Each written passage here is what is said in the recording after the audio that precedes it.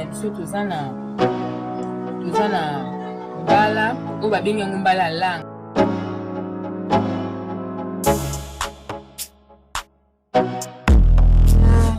Tomate na ngambuma na litungulu nanga na ai na ndembi na masika na ngai bila. Fumbo na ngai eza na ba légumes oyo na rotia na kati. Aza na tomate nguma Namba niki te yango. Awa sikoyo ekomi ya konika basi baniki yango na machine. Mboloko na ngai yango.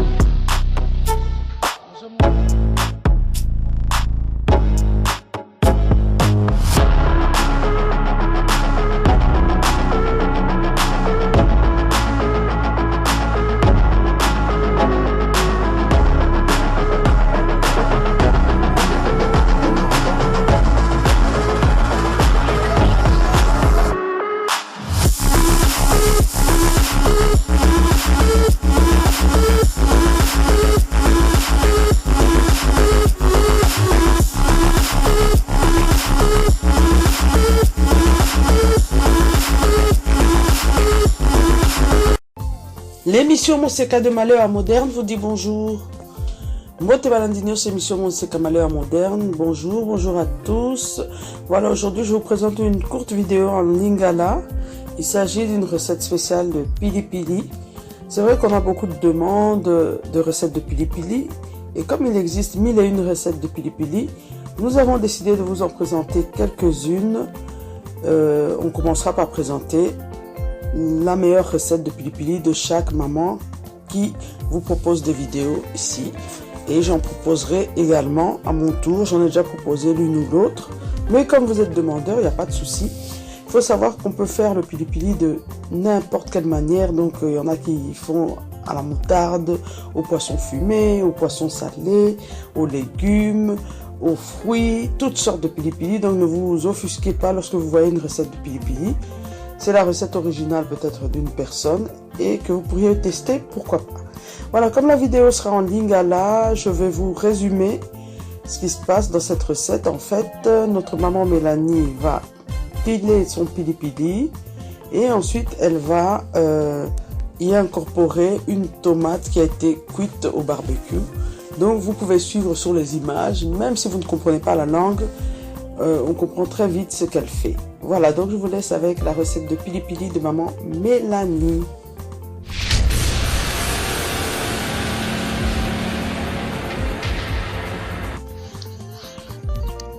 Balandi na biso na émission na biso ya lelo mbote na bino. Nga mama Mélanie Dibwe naza na recette na nga ya pilipili. Pilipili onde nazo tutango na mungu na pilipili na bitungulu. Na wobakisa tomate ona kati. Soki na tuti ebeli si manango nde na kotumba tomate oya kotumba.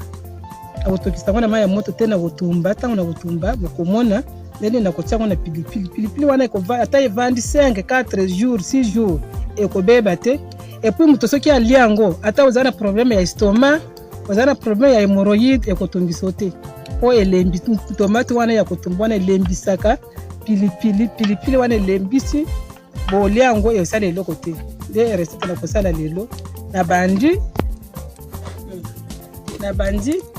na otuta na pilipili po soki na tie mungwa na pilipili mbala moko mungwa ebotaka mai na otuta na pilipili liboso na pilipili liboso si pilipili ebeli na koyeba kutia mungwa po mungwa ebotisa pilipili mai pilipili nane ebeli te ebanda kudima mai wezana moya kotuta ngo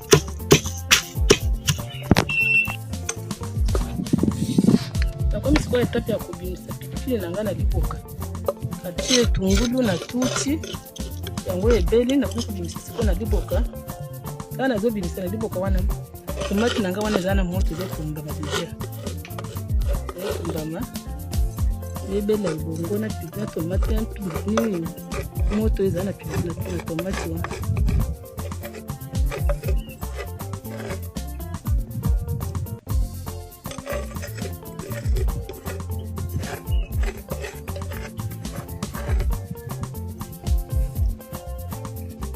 pilipili yango na tuti déjà naye natiela mpe tomate te awa ezaka yango esi na tuti mungu ya pilipili na kitungulu.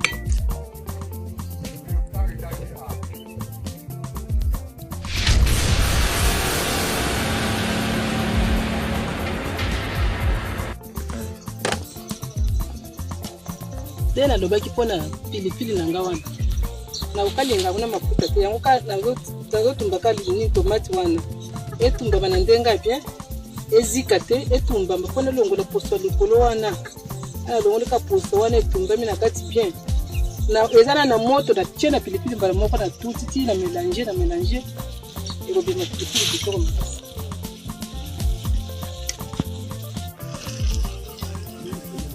Ka ndenge nayebisaki bino tomate yango wana etumbama deja na moto omona ndenge ezotumbama etumbama deja etumbama yango nyonso poso wana esekenga na kolongola poso wana malembe abwaki mbala moko na pilipili. Tomate na nga bomoni ebeli azolongola yango sikoyo natya na sani mpona alongolaka poso oyo. Awa nazolongola poso kodindisa yango na mai te so odindisi na mai obiakisi bo.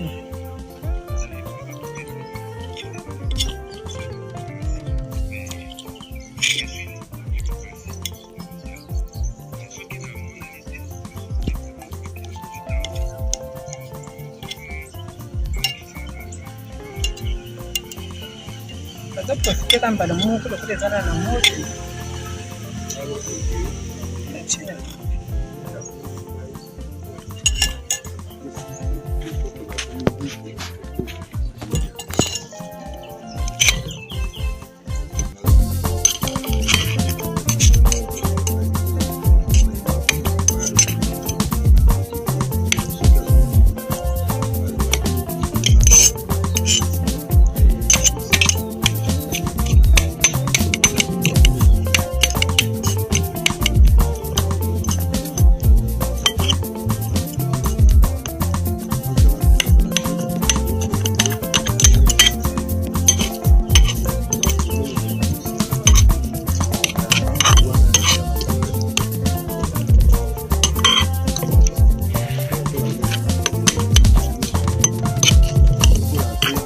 Zana suka na resete na nga pilipili zana suka ekota na moto te ekota na mafuta te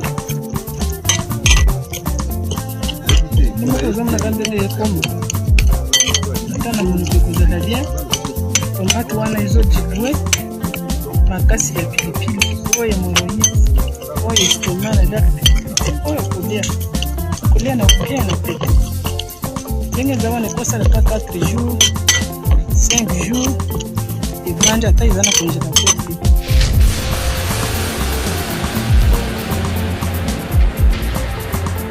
Voilà, à présent notre recette de pilipili est terminée. J'espère que ça vous a plu. Tentez de la reproduire chez vous, surtout que lorsque c'est la période des barbecues.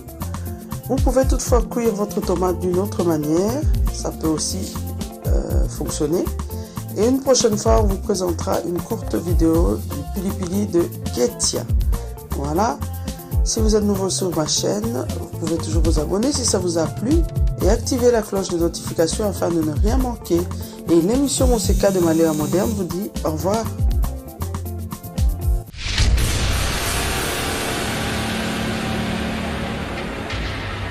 Et Sagevon vous propose nos poissons du terroir qui grandit et pêchés au grand et majestueux fleuve Congo, plus précisément à Mbandaka. Donc ce sont des poissons congolais de père et de mère. Ba papa ba maman bandeko, bo lembate, bo somba nzombo mongusu, bambisi oyo, ba pala bango na maman na bango azali congolais. Bo benga na numéro 082 63 55 805. Pona ba commande, pona koyeba talo, pe pona koyeba esika nini mbisi ezali. Nous pouvons vous livrer le poisson, donc n'hésitez pas à nous contacter. Peu importe avec quoi vous allez préparer ce poisson, il sera toujours excellent. Goût.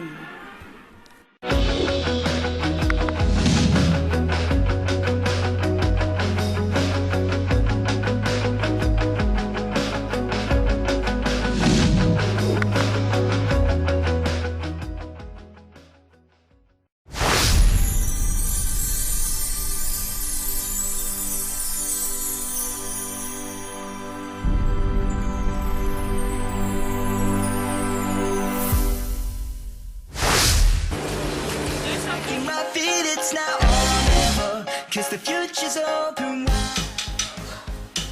Très heureux de vous retrouver, très nombreux, le fidèle qui prend l'émission Monseka de Malewa moderne.